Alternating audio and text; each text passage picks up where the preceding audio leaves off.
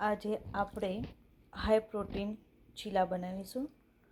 મસૂર દાળ, મગ, 1 spoon rice અને 1 spoon અડદની દાળ અને મેં સાથે મખાના લીધા છે.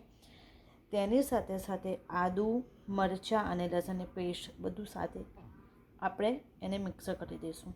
કે મેં આની અંદર સ્પિનચ નાખીને મિક્સ કરી દીધું છે. એની અંદર મેં 1 ચમચી ચણાનો લોટ અને 1 સ્પૂન સોજીનો કકરો લોટ નાખેલો છે, સોજી નાખેલી છે.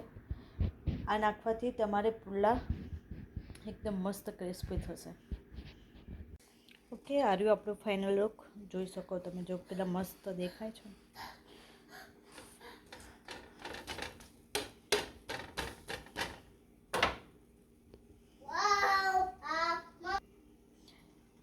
જસ્ટ 1 ટાઈમ ઓઇલ લીધું હતું ફર્સ્ટમાં, અને જુઓ તમે સેકન્ડ વિધાઉટ ઓઇલના વગર બની રહ્યો છે મસ્ત હેલ્ધી ઢોસા.